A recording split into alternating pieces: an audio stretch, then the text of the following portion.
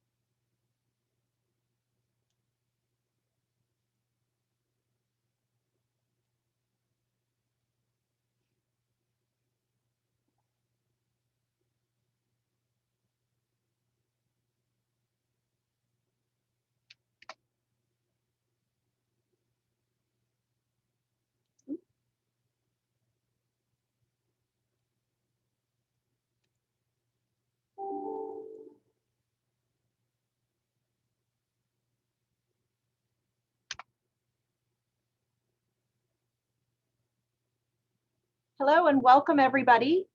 We'll get started in a couple of minutes. We have people coming in to the virtual room right now. Really excited to see you all.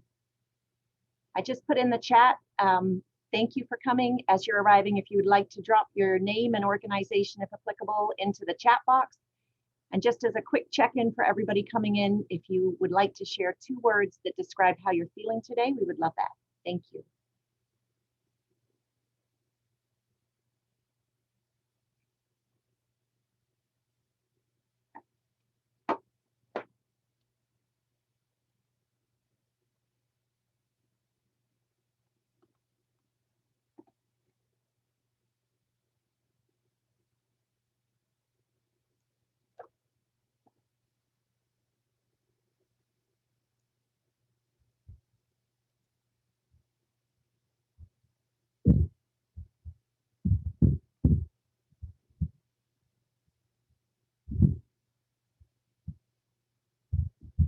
I see exhausted, I see grateful, hopeful, I can understand determined. You can understand the exhausted and the gratitude. Yep. Healthy and worried.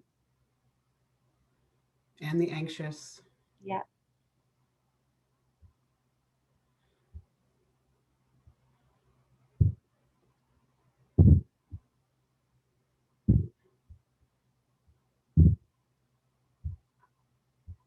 Thankful and grateful. I think a lot of times people are feeling, both ends of the spectrum. Absolutely. Anxiety and hopefulness sitting together in one space. Yes, I think I feel a little bit of gratitude and a little bit of anxiety every day. If you're just arriving, we're inviting people to enter their name, and if they're with an organization, to put that in the chat box as well. And we're also inviting you to include 2 words that describe how you're feeling today. Thanks, Sonaje.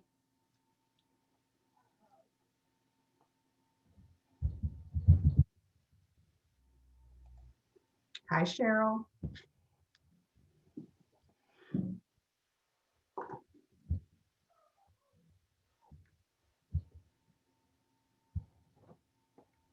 Great, we'll take 1 more minute and then we'll go ahead and get started. Thank you all for being here on time today. We appreciate that.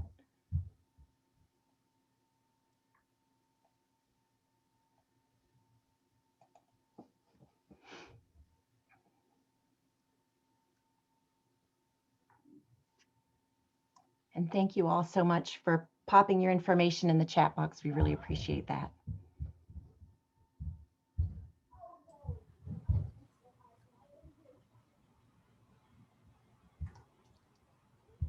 So I am going to go ahead and get us started, as there is a gym class going on right above my head. And so I am going to mute myself as soon as I've done my introduction and my remarks.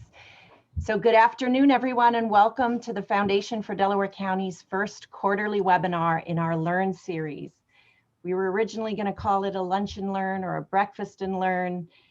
We wish that we were providing you with breakfast or lunch or even just a strong cup of coffee today, but these are the days we live in. So we really are excited for the opportunity to bring this community together virtually. So just speaking about virtually before we get started, I just want to go through some of the quick logistics associated with our Zoom webinar today. As you probably know, all attendees today are attending in silent mode. Our chat feature is open. It's being used. We appreciate that. And we encourage you to share thoughts, sentiments, feedback, and responses in the box. Both Iffy and I will try and monitor that throughout the session. We also have a question and answer feature open as well, and we'll have time at the end of our session to address some of the questions that come up. You can view other people's questions. You can upvote them if you see something else that you too are interested in learning more about. And at the end of our webinar, we're going to launch a quick 5-question survey. It will pop up in your browser.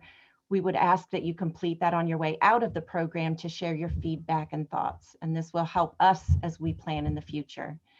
Finally, I'll also send out the slides following the program for your reflection, and a recording will be available on the Foundation's YouTube page in the next couple of days if you would like to review it or share it with your colleagues. Most of you here today are on our sign-up list, and so you already know about the Foundation. We run public health programs that support women and families during pregnancy. I'm really excited to see some of my coworkers here. We also support families with young children and infants across the county through our Healthy Start Nurse Family Partnership and WIC program. We provide grants to Delaware County nonprofits through our impact grants, our COVID relief fund, and other funding opportunities that we come across. And as the largest philanthropic organization in Delaware County, we provide many options for Delaware County residents to contribute to the causes that they care about the most. We've always had a commitment to fostering collaboration and convening stakeholders as well. Exactly 1 year ago, we launched our new Center for Nonprofit Excellence, a month before COVID arrived in our part of the world. As a program of the Foundation, the Center for Nonprofit Excellence aims to bring capacity building opportunities for nonprofits to grow and develop while meeting the wide range of Delaware County nonprofit leadership where they are at. To date, we've launched peer learning circles. We actually have 2 new cohorts, which will be launching in the spring. So stay tuned for our newsletter next week. We've sponsored a certificate course in nonprofit management. We have 23 Delaware County leaders participating in that course. We've hosted a fireside chat, and we've sponsored 2 cohorts of nonprofits with Compass Pro Bono Consulting. Today's program, Taking Action for Racial Justice with Ifeoma Aduba, principal of the Mudita Collective, is a program that's overdue from us.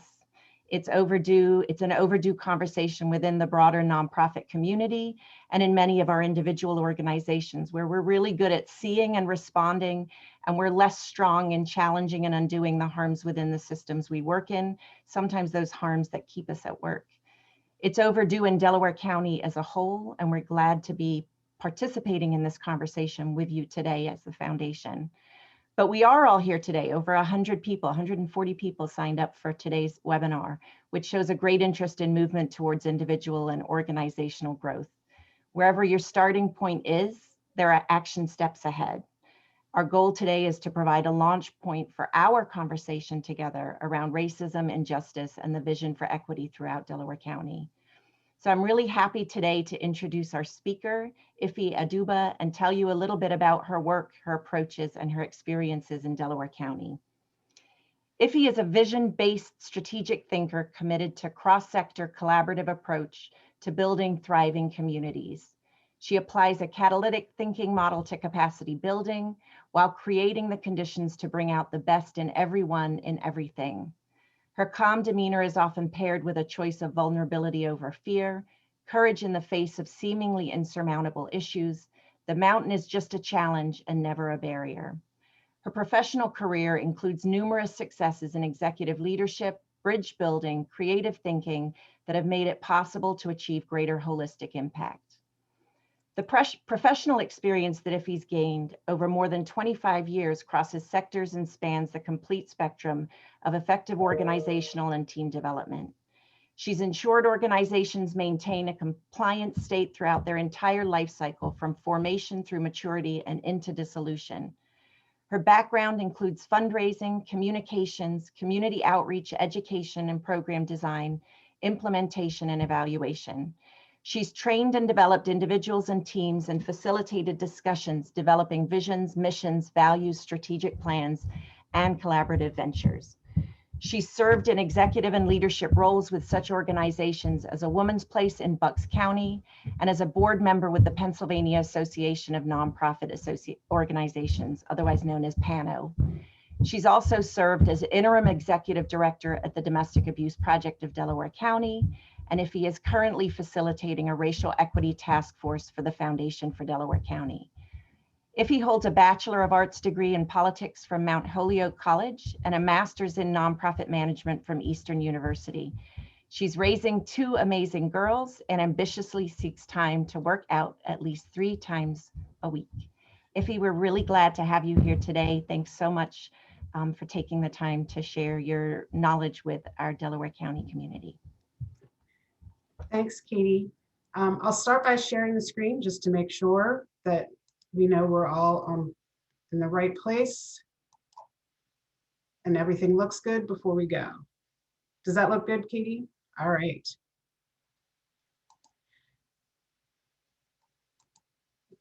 So I wanted to say thank you again to Katie for the wonderful introduction and the invitation to deliver this presentation through the Center for Nonprofit Excellence. I also want to thank the board of directors and the staff of the Foundation for Delaware County. I think that they've made a really bold and courageous choice to bravely engage in racial equity work. And it's an honor to be part of that choice. Katie shared a little bit about me. I'm going to share a little bit more just personally about what's brought me to get actively engaged in racial equity and justice work. I was born in New York at NYU Medical Center, lived in the Bronx. I moved with my family to Doylestown, Pennsylvania in central Bucks County when I was 6. When I graduated from high school, I headed off to Mount Holyoke College, which is the first of the 7 sisters and a leader in women's education. College was followed by a move to Los Angeles, where I found a professional home at the Liberty Hill Foundation and settled into what I think was a pretty wonderful life, just moments away from the beautiful beaches of Santa Monica, Venice, and Marina del Rey. I lived in what I would describe as a comfortable manor in Los Angeles at a time when it was known as both the wealth and poverty capital of the United States. I got married, I had 2 daughters, I got divorced, and as my daughters grew to be school-aged, I thought about what might be best for them in terms of opportunity and access. And so I moved back to Doylestown to the Blue Ribbon Schools of the Central Bucks School District.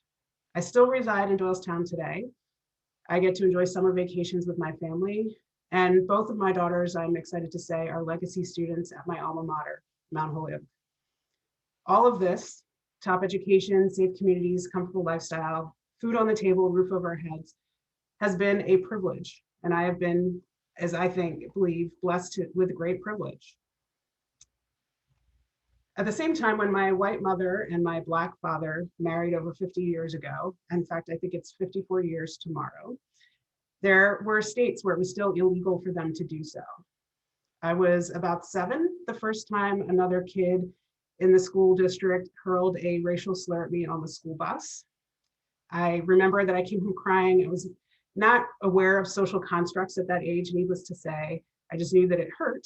And I got a love-filled lesson from my parents about how I would need to toughen up. All these years later, my daughters share similar stories.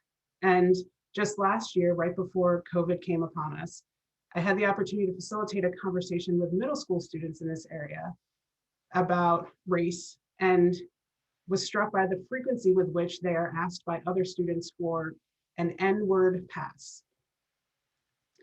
When I was 13, I was waiting for my mother to pick me up from a job at a local bakery, and a police officer stopped to tell me that people like me loitering in the streets made others uncomfortable, and that he'd arrest me if I was still there when he came back around.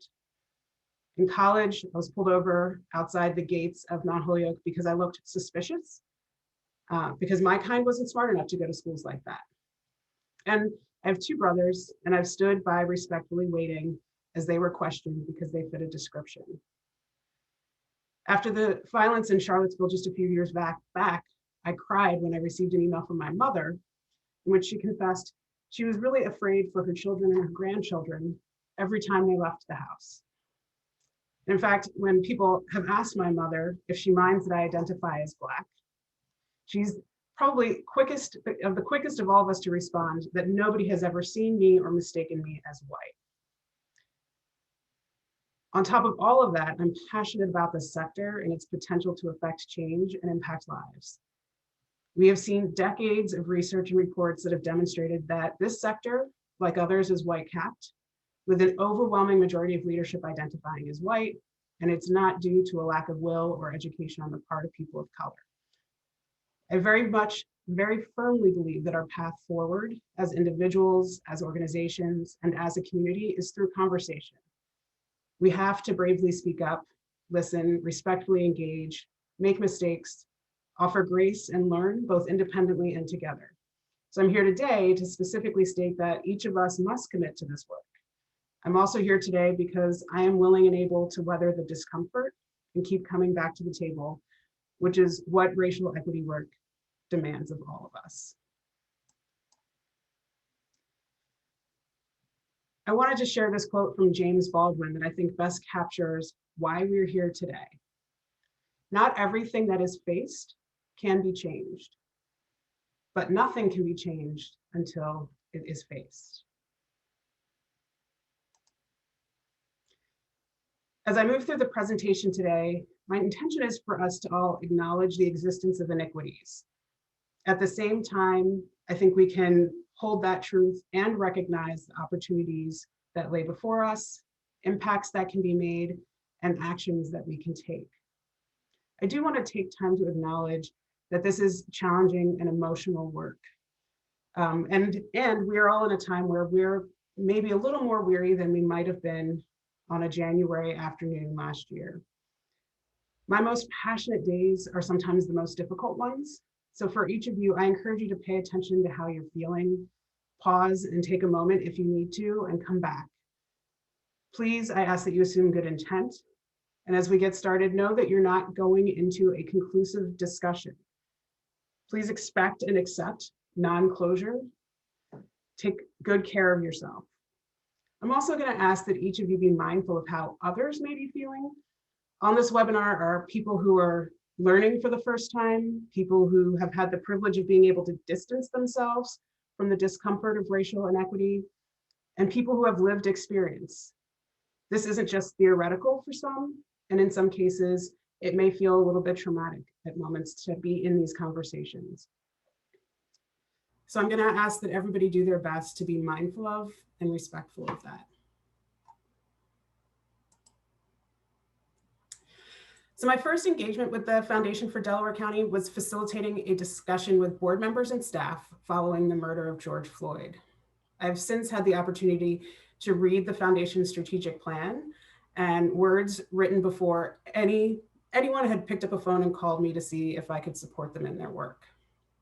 What I read was, we see the chance for the Foundation to step forward into a unique role of service as a convener, a connector, and a catalyst, as our mission states, energizing participation and partnership on the part of individuals and organizations across the county.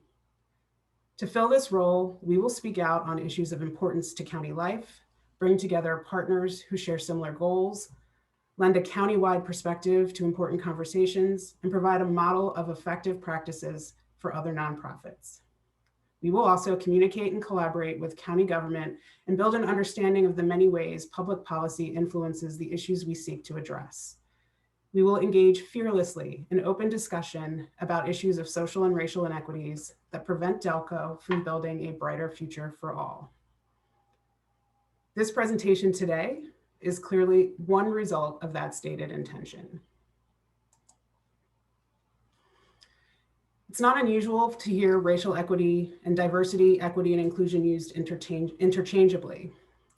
I want to be clear that racial equity is being used with intention today and in the work at the Foundation. So just a quick moment to think through and talk a little bit about some definitions. You can search any of these terms, you'll find any number of things online, but here's where I'm landing. Diversity is the presence of difference within a given setting. Inclusion, with inclusion, folks with different identities feel and are valued, leveraged, and welcomed.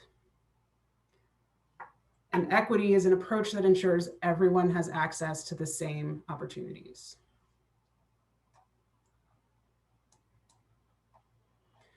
When we talk about racial equity, we're talking about the systematic fair treatment of people of all races that results in equitable opportunities and outcomes for everyone.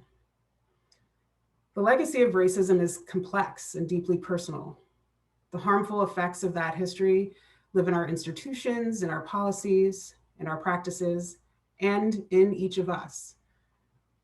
What's become clear over time is that true change has not been achieved. We've all been talking about diversity, equity, and inclusion for years.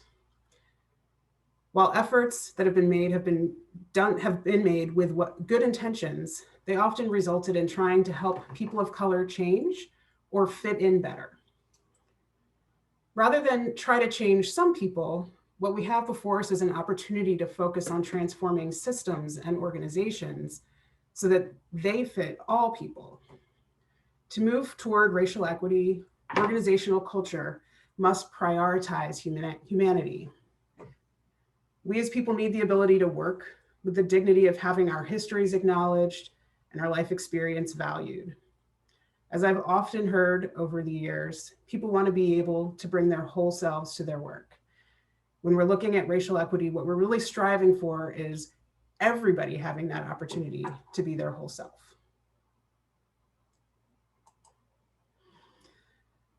What I want to start doing this morning is, or this afternoon, is walking through what I'm referring to as some inequity snapshots. By this, I mean, I'm going to put some information in front of you. I'm not going to dig into all the detail and all of the history of why, how, and who. I'm going to ask that you trust the information that I'm sharing today. If you really need to find citations, you can feel free to get in touch with me later. But for the purpose of trying to paint a little bit of a landscape in a very small window of time, I've pulled together a few snapshots to share to help demonstrate and create that what has created that presence of inequity in our society. So this includes things like, in 2013 dollars, the median net worth of white households was $141,900 compared to $11,000 for Black households. It's a snapshot that shows that gap in net worth. Schools with 90% or more white students on average spend about $733 more per student than schools with 90% or more students of color. People of color are twice as likely to experience hunger, live below the poverty line, and be one paycheck away from becoming poor.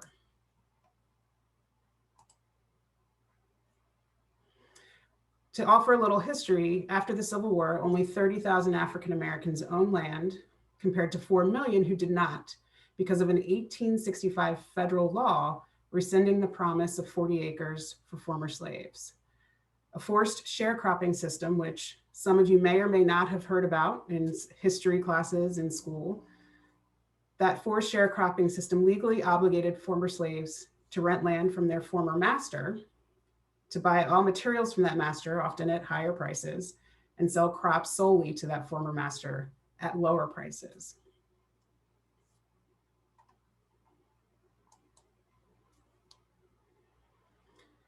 From 1949 to 1970, 1 million people lost their land to abuses of the power of eminent domain, allowing local governments to seize private property. About 70% of those were African American families. The Fair Labor Standards Act of 1938 was a significant piece of New Deal legislation that established a national minimum wage. While it was enacted to bolster the economy, it excluded jobs that were predominantly held by Black workers.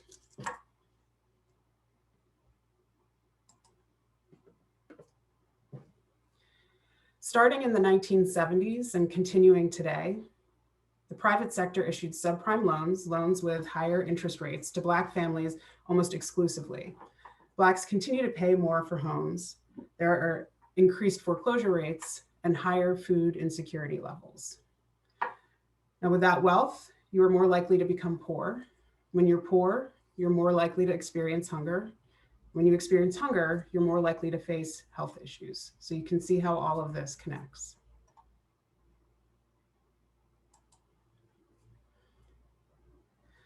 The war on drugs, starting in 1971 and continuing today, targeted Black and brown communities, despite comparable rates of use and sales across racial lines. Black families are up to 10 times as likely to have a family member in prison and more likely to fall into hunger because of the impact of that incarceration. People released from prison face many restrictions, which may include being denied the right to vote, and in some cases, eligibility in some social safety net programs that have been created.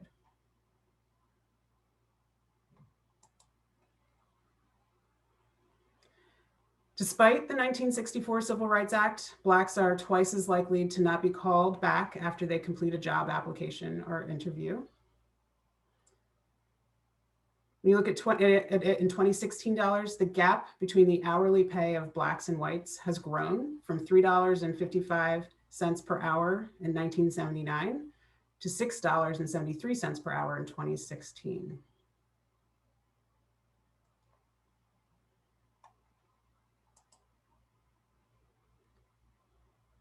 We've also seen a rising awareness of and visibility of deaths. Trayvon Martin, Eric Garner, George Floyd, Breonna Taylor, Stephen Clark, Freddie Gray are all examples. And frankly, all one has to do is do a quick Google search and you'll come up with many, many more names that we still don't hear in the news, even though we feel like we're hearing more and more. I mentioned in my opening the personal impact of my mother's reaction after the experience in Charleston, South Carolina, the church shooting in 2015 when Dylan Roof killed 9 during a Bible study, and the eruption of violence in Charlottesville, Virginia at the Unite the Right rally that was held by white nationalists in 2017.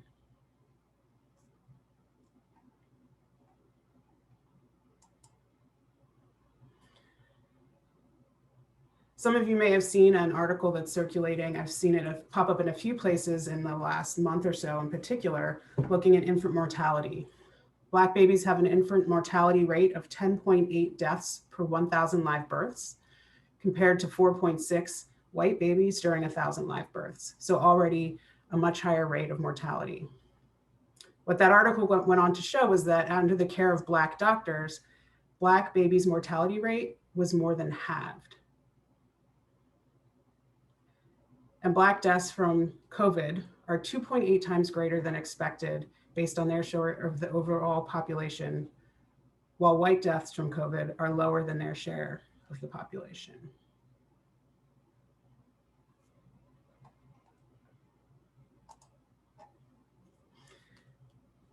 So I'm just going to stop and ask us to pause for a moment.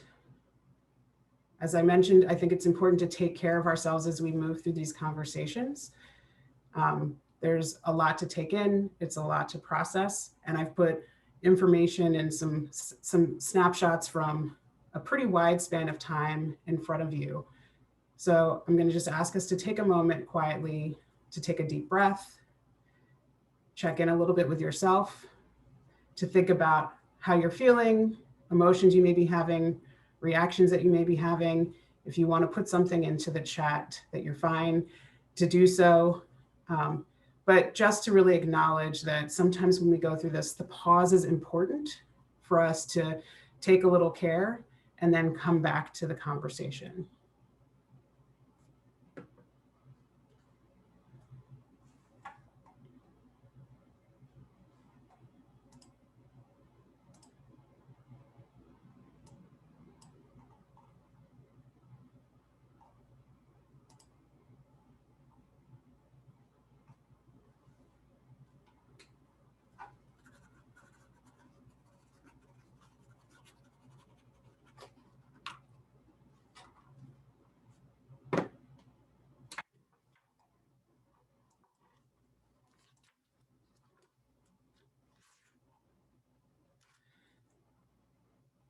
So part of what we want to do today is really talk about what this means for our organizations.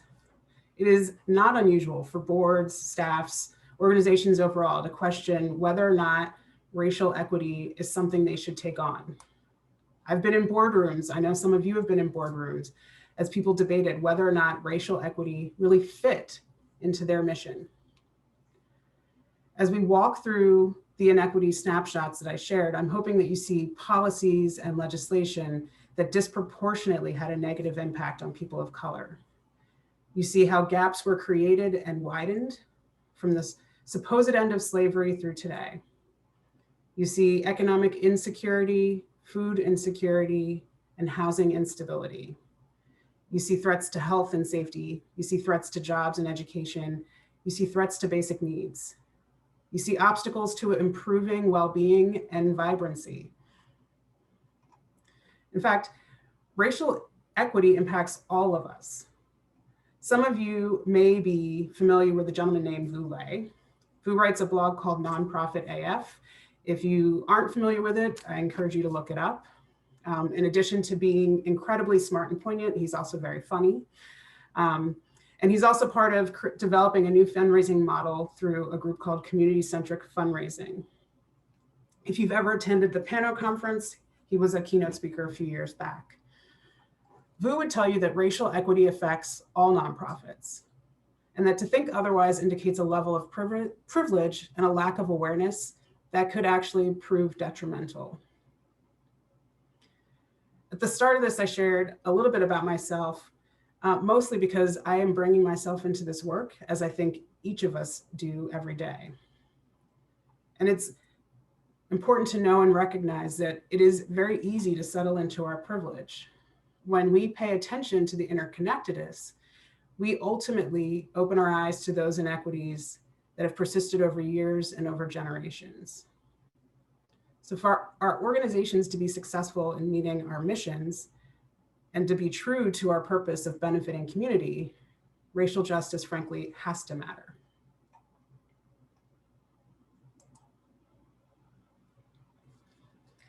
As we contemplate how racial equity ties to our mission, I'm going to ask you to consider a couple things. First, disproportionality of impact. So I think a not uncommon thing for any one of us to have heard is something to the effect of, I'm fighting cancer and cancer does not discriminate, or we focus on feeding people no matter who they are. If you consider the snapshots that I put in front of you about infant mortality, you can see there is some rate of mortality for both Black and white infants, yet the Black rate is considerably higher. Furthermore, that mortality rate decreases when the Black mother has a Black doctor, which is something that we absolutely must pay attention to. So we witness the same disproportionate impact in the issue of hunger.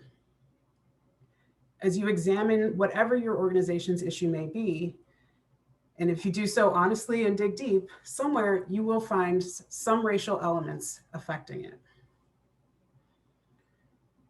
As we contemplate how racial equity ties to our missions, I'm going to ask you to consider inequitable access to services. If you spent even just a brief time working in this sector, you should have been part of a conversation about access. We spend time talking about, are people able to physically access our services? How are our materials designed and distributed? Does our staff reflect who we serve? Who might not be accessing our services, even though our services would be beneficial to them? What might be creating an obstacle for them?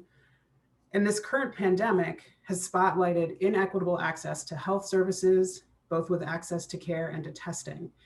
I know from conversations with many, many colleagues, there's now an anticipation of inequitable access to vaccine distribution. Meanwhile, we see higher rates of fatality among Blacks. As we contemplate how racial equity ties to our mission, I'd ask you to also consider the root causes of injustice. As Katie mentioned, I've been doing this work for over 25 years. I've lost count of the number of times I've been in a planning session or a strategy session, some sort of discussion where somebody is asked to define the success of their organization, and without fail, someone says, we want to put ourselves out of business. We're going to eliminate hunger. We're going to give everyone a home. We're going to end violence. What we know is that to actually put ourselves out of business, we have to name those inequities that exist, examine the causes that make our services necessary, and address issues at a systems level. What our snapshots show are those links between race and poverty, race and economic insecurity. To choose to see race as not a fit is actually counterproductive and working against the success of our missions and that desire to put ourselves out of business.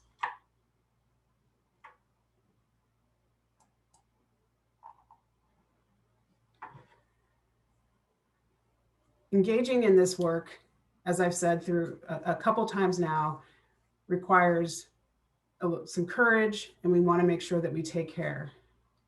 It can be difficult conversations that we're having. And so building trust and creating brave spaces for the conversations is really important. I wanted to share what we developed in the very first conversation that I had with the Foundation for Delaware County, because I knew it was the first time that I was getting together with this group. It was a large group, and somehow with a very large group of people in a very short period of time, we needed to try to set some guidelines that encouraged that building of trust and brave space. So I'll share.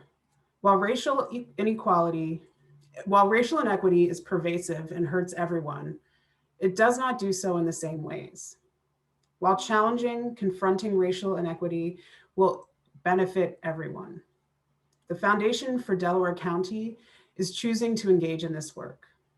This work is a practice, not a perfect. The choice is a choice to make ourselves vulnerable. It is a choice to unlearn prejudice. It is a choice to take responsibility. It is a choice to make a lifelong commitment to learning, questioning, and confronting inequity. It is choosing to act on the belief that individuals, organizations, and communities can and do change. This is just an excerpt from a document that we call How We Engage with Each Other that was part of the very first conversation that I had with the foundation and has followed in every conversation since. And when we understand this importance of trust, that belief that and understanding that this is difficult, but that we are making this choice that is beneficial for everyone, we also come into the room and agree to listen generously. And each and every one of us at one point or another in our lives knows that we have listened generously and when we haven't. So we listen generously. We have to come to these conversations assuming good intent. It's important that we speak our truths respectfully, no matter who we are. Everybody who's coming in has to speak our truths respectfully. It's important to share airtime. This is work that is in response to a series of deep, deep betrayals. And so as we're building trust, we want to make sure that we share airtime and make sure that we hear those voices that have been previously muted. We realize and understand that we're going to experience discomfort because this is brave space. But we're going to experience that comfort and stay engaged. And we're going to care more about the people we're conversing with and less about finding common ground, which I get a lot of questions about. I think just a couple of weeks ago, the New York Times ran a big article about the importance of finding common ground. And sometimes that search for common ground, that quest to achieve common ground, means that we start pushing one another to adjust or change how they feel or what they've experienced so that we can get to common ground. And in this work, I'm going to encourage people to care more about the people than that quest. You have to expect and accept non-closure. You don't undo hundreds and hundreds of years of a system in just an hour and 15 minutes. And we mind each other's privacy. If we're going to tell people about something that we experience in a conversation around racial equity, we're going to have those aha moments that we maybe want to share. And frankly, it might be beneficial to share to help move somebody else in their own journey. But we can do that in a way that is mindful of each other's privacy and not attribute specific comments to specific people. This is something that in the work with the foundation, our task force, subgroups of that task force, every gathering that we have is really rooted in this agreement.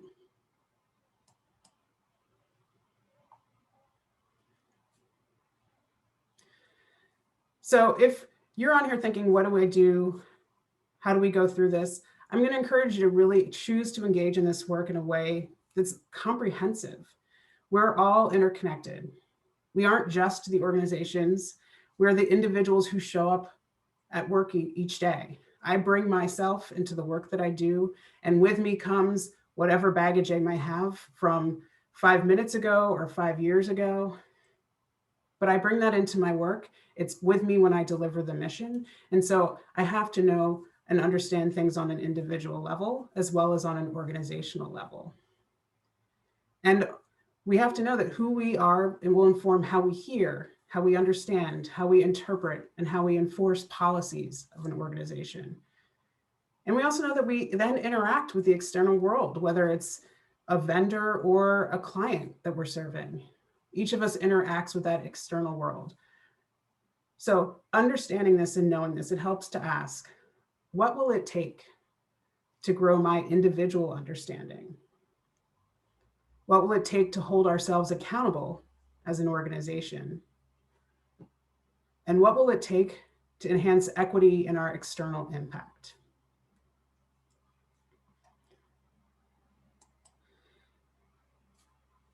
So Katie shared in my introduction that the foundation formed a racial equity task force that I'm currently working with.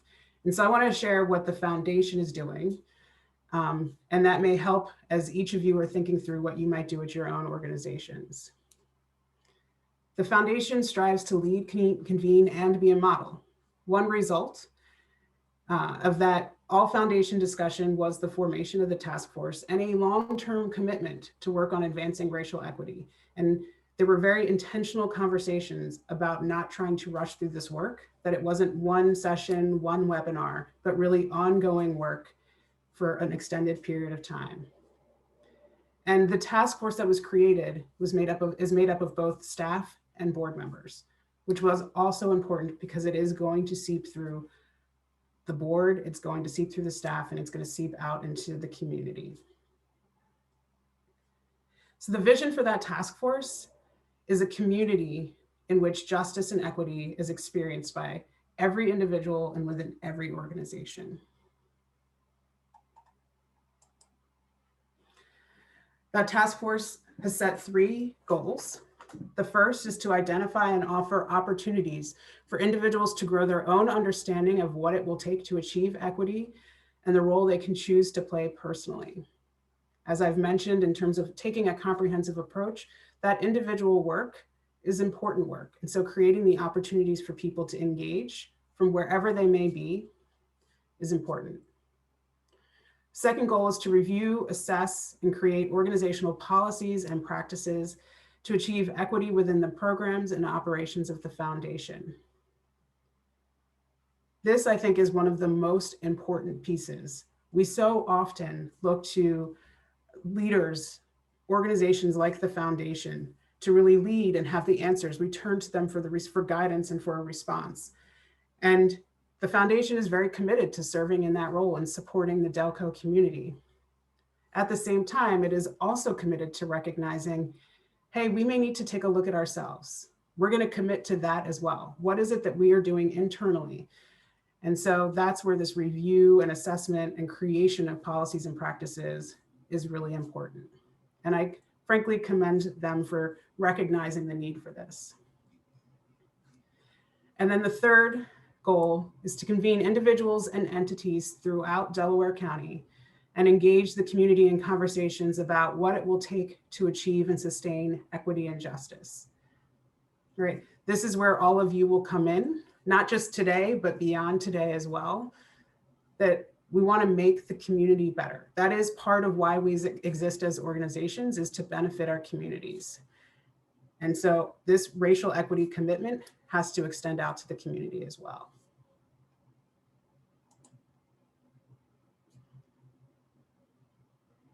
Ultimately, choosing to do this work, and I do keep stressing that we are choosing to do this work, is choosing to create a future that's different and ideally better than what we're currently experiencing. So I see it as an opportunity to be embraced and a chance to get creative. And sometimes the best way to do that is to shift and think, how can we ask some different questions? What is that future that we want to create? What would success really look like, and for whom? And after we've come up with our long and comprehensive list of people and entities that are part of that success, we take the time to continue and ask, who are we not thinking of? Who have we forgotten? And just as we're sitting there kind of looking at whatever that big, hairy, audacious future is that we've decided we want to create, right when we're about ready to think, there's just no way, it's too much, we get to shift and ask the question, what will it take? Right? This is where we really map, what's that next step? What's that one step forward that we can take to create the future that we want?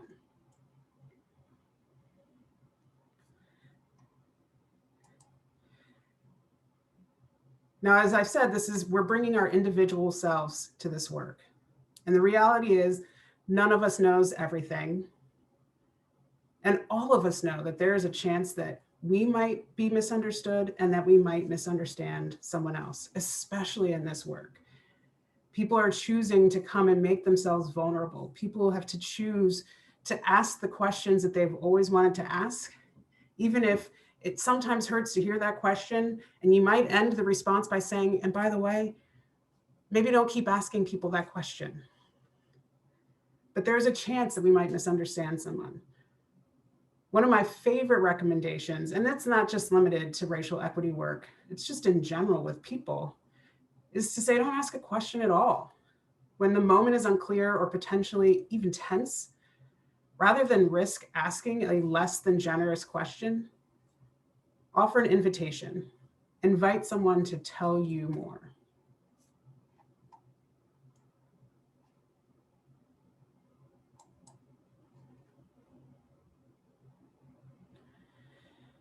When we're making decisions, when we're setting policy, we're examining how to affect systems change, there's some other specific questions that we could ask. If you take the time to really dig into the history, if you take the time to do the reading and the research and learn about policies from the end of slavery to today that have been in place and how they've created and widened gaps along racial lines, how they've really held people back, how they've created inequities. When you think about, again, things that we maybe have done without intention, but policies that we create and practices that we create in the work that we're doing, in the services that we provide and how they're delivered, in the guidelines and requirements that we set for people to access. I think it's also important to really think very specifically about some questions around that. Think about how it could make a difference if we stop and take the time to ask, are all racial groups who will be affected by this decision at the table?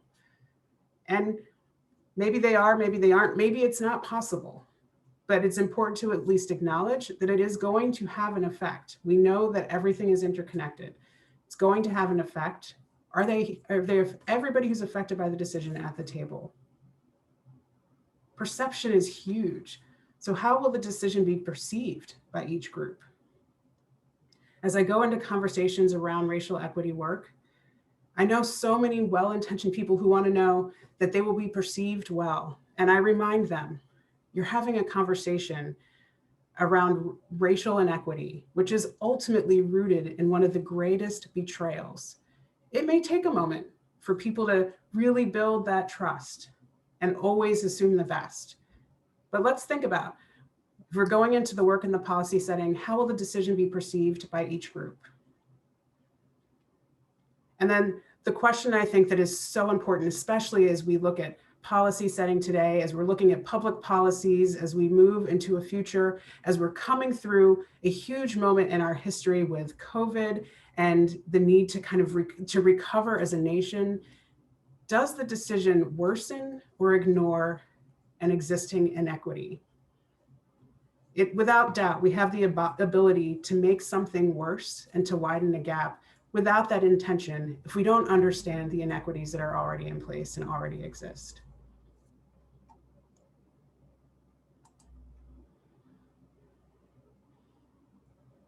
So I'm hoping that sometime over the course of this conversation and this presentation, you've at least thought, we should do this work. Hopefully I've made that case. But if you're still asking, Why should we do this work? I, for one, can tell you that while I may be aging faster than I would like, and I am not old enough to have been here hundreds of years ago when systems were being put into place, I did not build racism. I know that my white mother and my white friends didn't create it. I want to leave you with these words from a conversation with Isabel Wilkerson. Some of you may know her, she's author of the book Caste and several other books. Many people may rightly say, I had nothing to do with how this all started. I have nothing to do with the sins of the past. My ancestors never attacked Indigenous people, never owned slaves. And yes, not one of us was here when this house was built. Our immediate ancestors may have had nothing to do with it. But here we are, the current occupants of a property with stress cracks and bowed walls and fissures built into the foundation. We are the heirs to whatever is right or wrong with it. We did not erect the uneven pillars or joists, but they are ours to deal with now. And any further deterioration is, in fact, on our hands.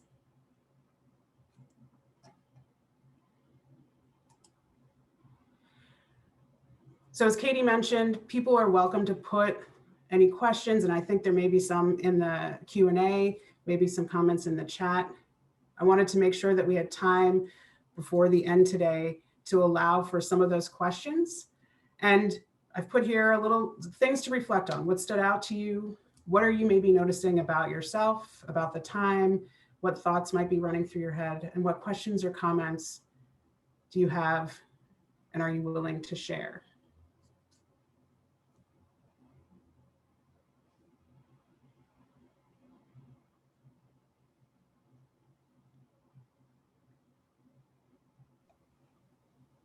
Katie, do you want me to stop sharing the screen or do you want me to leave those here?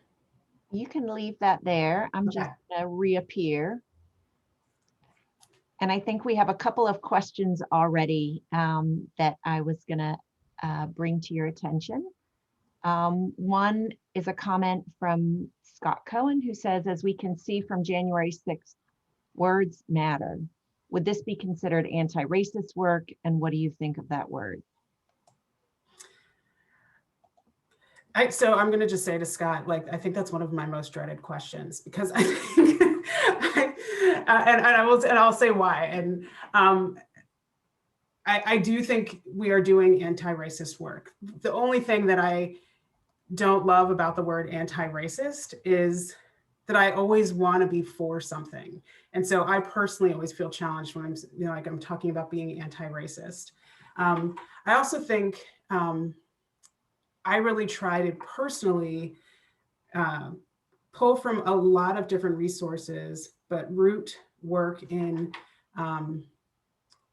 what also fills me. This can be really draining work. I have days where, like I said, I'm exhausted. I maybe gaze out my window and contemplate, finding a different job and doing something else entirely. And then I come back to this because ultimately it is something that I think is so, so important to our communities. And so I think words and language are really important. And I encourage people to figure out which are the words or language that help you express yourself and help groups find understanding. I think there's a lot in the use of the language around anti-racism. I also think I find equity to be an incredibly powerful word. And so that's part of why I personally use it. I have another question from Benson Ansel. What are some ways that an organization can effectively review and assess current racial equity? How can we do this in an unbiased nature? And what are the benchmarks we should be looking for? It's a great question. So I think that, assessments can be really challenging for a few reasons. And I think that oftentimes people go into assessments looking for different things. And I also try to encourage people to not go into assessments looking for like, oh, here's the 3 things that if we just do this, then we're fine. And so it is why I land on this being really comprehensive work that I think has to happen over time, we're looking at building a learning culture and really shifting beliefs that have been in place that we maybe aren't even fully aware of. I think there are groups that have gotten great benefit out of doing assessments around implicit bias. I also think that there are groups, and I've had this my own experience where in a conversation with another consultant said, you know, what about an assessment? And her response was, is there something that you need to assess? Is there a question of whether or not you do need to do the work? And so ultimately what I think is people need to jump into the doing of the work. Like, it's remembering that it's a practice, it's not a perfect, and we can do so wisely and in a well-researched way. And then think, where are those areas that maybe are standing out to us, and really learn to question everything. So if your staff and your board don't reflect the population that you're serving, pay attention to that. And then pay attention to why that may be the case. There may be some very completely valid reasons, and there may be some that are a lot less valid. And it may be rooted in ideas and beliefs that we've created for ourselves about what it really takes to be on staff, what it really takes to be on a board. I was talking to a consultant yesterday who works, provides support around hiring. And she was sharing with me that she has a new client who completely changed their hiring practice to 2 essay questions.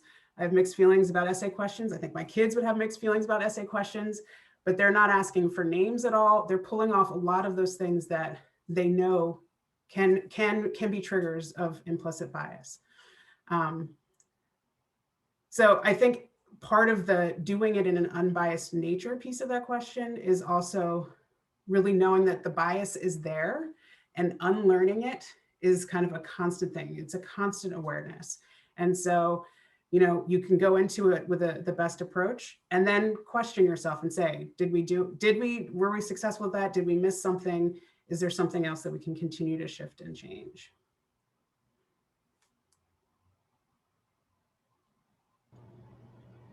I have another question from Sari Stuber, which is, how is the Foundation for Delaware County planning to bring organizations to work on racial issues in our community?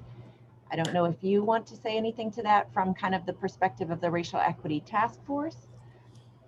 So I shared that the 3 goals that the task force has in front of them, and they really do, like I said, break down kind of very simply into individual organizational work and external work.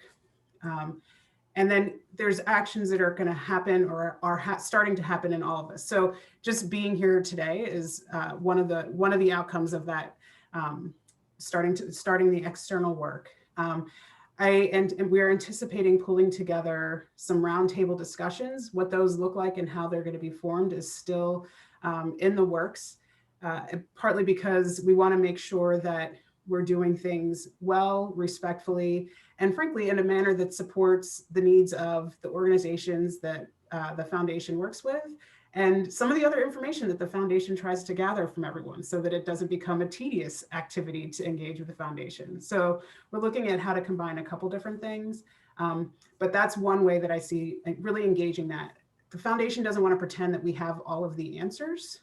We want to really hear where people are seeing those big issues and practice what we preach in terms of getting people to the table, getting organizations to the table, and really hearing from that mix of voices. I'll let you, Katie, take from there, because I think you have lots of great stuff that. Well, and I can add, you know, through the Center for Nonprofit Excellence, we certainly want to grow this work, and we're new as a program of the foundation, and there are a lot of opportunities, I think, for us to provide programming and also to provide these convening opportunities.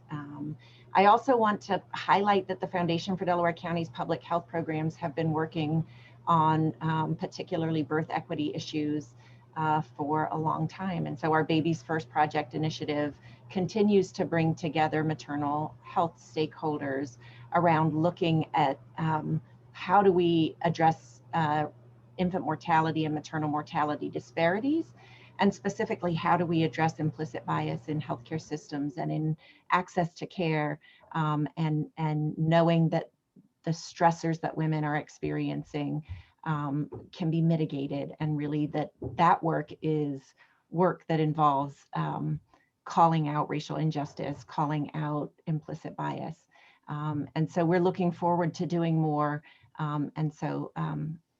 Yeah, part of why we're giving you a survey is we would love to hear what you would like to see from us as well. I'm going to do a quick scan for some additional questions. I have a couple of comments I'll bring to light. We have a comment from Onaje. It's insightful that the mission statement confirms Bell's contention, Black progress can only advance if whites benefit. I don't know if you wanted to comment on that, Iffy.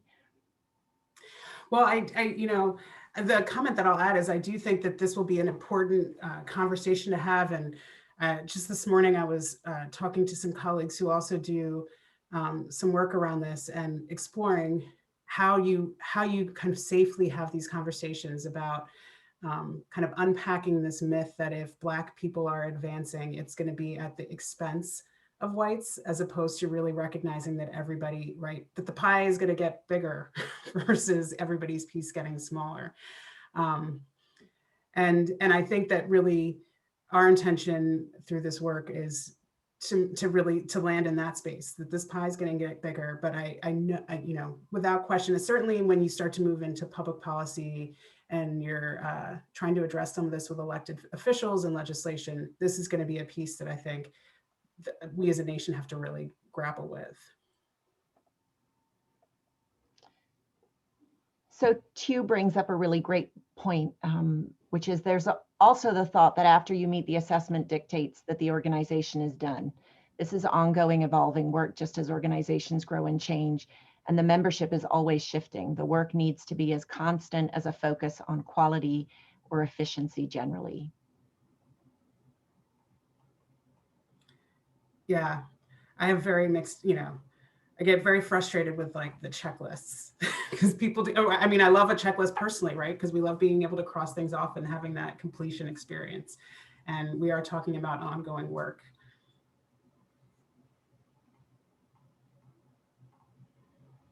So I have a comment from Scott Cohen, which is that Kendi talks about segregationist, assimilationist, and anti-racist ideologies. Common ground is an example of the assimilationist approach.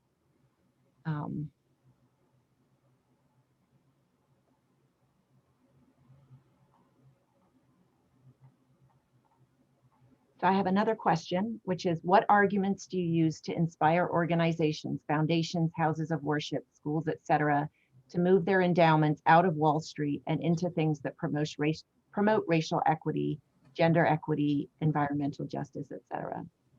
And that was from Elizabeth Killau.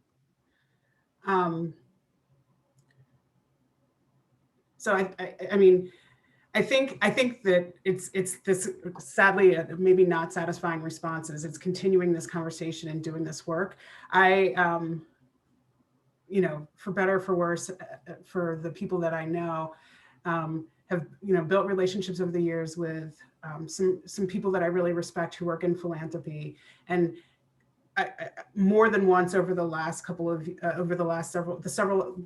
probably like the last year at this point, right? We're in January, the last year, I periodically either call them up or send emails that say, release the money or move the money or invest creatively, get outside of, think outside the box. And I think as people start to move through this and understand this, I think it's hard to just go in and say, here's, I don't think you don't really create that change, that long lasting change by just telling people what to do. But I think really helping them understand and even looking at how when you stack policy after policy after policy or event after event after event on top of each other, right? Again, you're investing, you're an endowment in a certain way, may have an impact that you don't even realize that you're having, right? And so this is taking it piece by piece and really asking those questions over and over again. So if it's a finance committee that's looking at where your endowment is invested and how it's invested, maybe that's a piece that they really look at is on that internal work. Where are our funds and are they invested in things that are promoting racial equity? I think, the interesting thing since January 6th is I feel like the pulling of money out of campaigns, I feel like has been in the news, and that conversation's been at a level that I don't feel like I've really seen it before.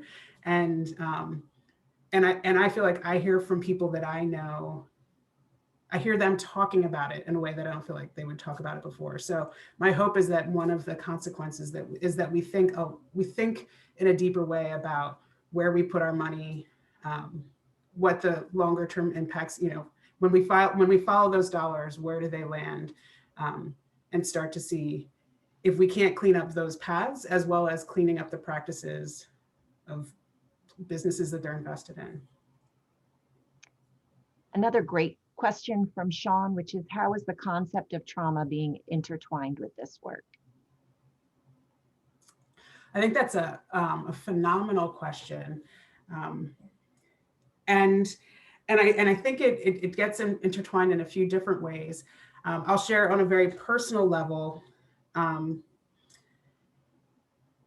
I've had a lot of conversations around racial equity in the last year in particular, right? We're doing it at a time where we're maybe not as able physically to gather with those people that we know are our emotional supports, who we can lean on, who we can just be with, who just get it without explanation and kind of help to recharge. And it was part of, and I kind of came into this conversation today really very concerned that I was paying enough attention myself to the trauma that people might experience just in this presentation. I had a particularly difficult week last week.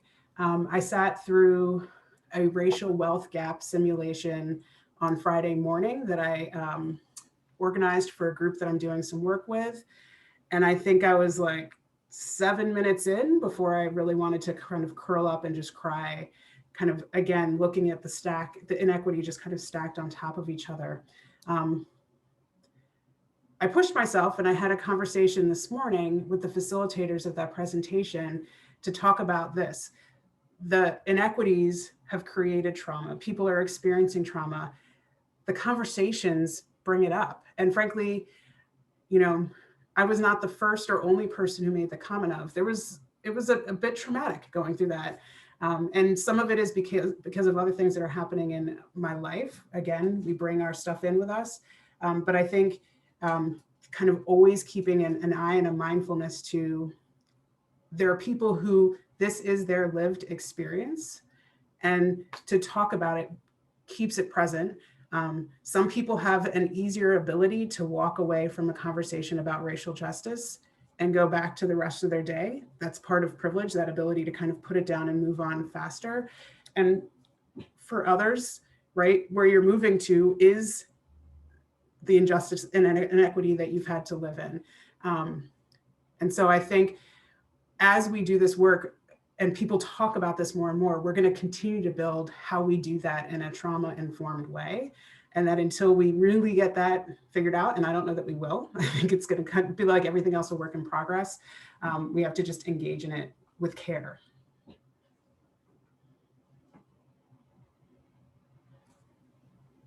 We got a couple more questions from Bill Kaplan. This work involves systems change and organization culture change approaches. What models do you have to evaluate change on a systems level?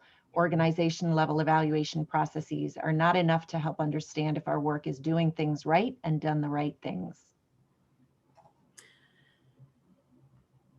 All right, I'm looking for that question because I'm trying to unpack it as you were talking. It's in our chat. Okay, in the chat. So yes, it does involve, I mean, I think a huge piece of this is going to be systems change. There's so much that's been put in place in systems. And I think, right, the maybe daunting piece of that systemic change is that, especially if you're looking at things that have to happen legislatively, right, you're convincing people to take and propose those legislative changes, and then you're also looking for a wider population to support those legislative changes. And so I think that there's a lot out there in terms of some great advocacy organizations who do systemic change work on a full-time basis. Like, they have ways to look at that, but I'm also excited to kind of start to hear conversations around, I don't put 100% of my faith in them, because again, I think we're talking about people and it's something that we have to remain ever vigilant about. But even just to hear conversations where people talk about kind of coming up with racial equity screens before that a piece of legislation has to go through. I'll be curious to see as if that happens, and when it does, what some of those screens are, to really figure that out. I'm not always 100% convinced that we have all the tools that we need yet. And so I think some of this is getting comfortable with the idea that we're building some of those measures and we're really going to be measuring progress as we go, which is not always wildly satisfying, especially to the numbers people. So it's going to be, I think, a little bit of a back and forth and a balance in terms of really evaluating progress. I personally, I've gotten feedback from people that can put into words and something that they experienced differently or better, or even feedback that I've gotten from if I'm working with some staff within an organization, that I may hear from supervisors or colleagues or people around those direct participants that reflect that shift and change. And it's really hard to figure out how do you measure that, but those are, I think, huge outcomes as we're trying to put language to all of this work. We had another question in the Q&A box as a follow-up. This is from Benson Ansel, who asked our first question. As a follow-up to my previous question, would you recommend hiring an outside racial equity consultant or auditor to help with blind spots within the organization? Is this a prevalent thing that happens? As a consultant, it's probably weird for me to answer this question about would you recommend hiring a consultant? Because I do, but, and I know several, so I can say that without just being selfishly motivated, because there are other people who I think do really great work that I would recommend. I think the benefit of bringing in outside consultants is having somebody who is in the role of facilitation and having someone who's in the role of kind of keeping an eye on the care of the participants, how a conversation goes. It's hard to do that when it's hard to be in the conversation and facilitating the conversation at the same time. So I think that's the benefit of bringing in outside supports around things like this. I've been in racial equity conversations, or really any kind of conversation where, people have said to me, like, wow, you really managed that well and you held space for everybody. And it's been a personal struggle to do so. And it has absolutely impacted how I participated in that conversation as well. So being able to give people space and almost assigning that role and that responsibility for care for the conversation is really important. And it pulls off the pressure for a person of color to necessarily have to always be the person who speaks up if someone else can be keeping an eye to some of those issues.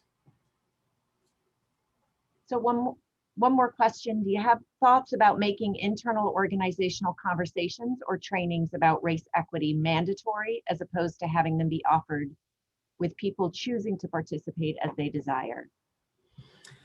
I think it's probably often better to work up to, like, you want to have that group of early adopters, so to speak. If you don't have will there, it's probably not going to go very far. So if you can figure out where are those early adopters who start to engage and then start to pull other people in, as well as maybe creating some opportunities that really, nobody likes the word mandatory, but I think there's also a real importance for people to see organizations taking a very clear and firm position.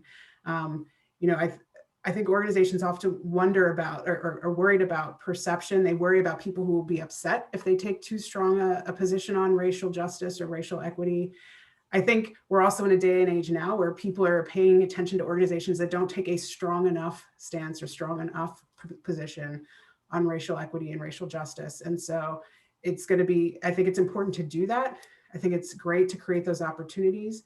And maybe not everything's mandatory, but certainly getting to some, especially if you've decided this is the culture that we want to create within our organization, then stand by that. All right. We've got a great chat box. I know that Iffy and I hope to finish by 2:15 so that we could give you 15 minutes of your time to take a deep breath, to pause before the rest of your day. We had some great comments and conversation. I'm really grateful to everyone who came to this webinar today. We look forward to working with you in the future. Iffy, I don't know if you want to make any closing remarks. And now I really am probably going to take this, stop sharing. I just want to say thank you again. I think it was a thrill to hear that there were so many people who registered for this session, just because it means people are thinking about this, and that's an important first step. I'm hoping that people decide to go forward and figure out what can they do, even if it seems small and you're not changing the world in a day. I would do it because it's a step forward.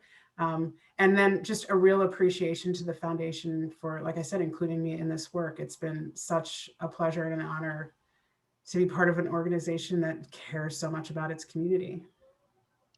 I'm glad for the chance to work with you too, Iffy. Thank you everyone so much for coming today. We're really grateful to have you in our virtual audience. And we hope that you'll stay in touch. Please look out for that survey that's going to be on the screen. And we look forward to next steps. Thanks so much. Take care.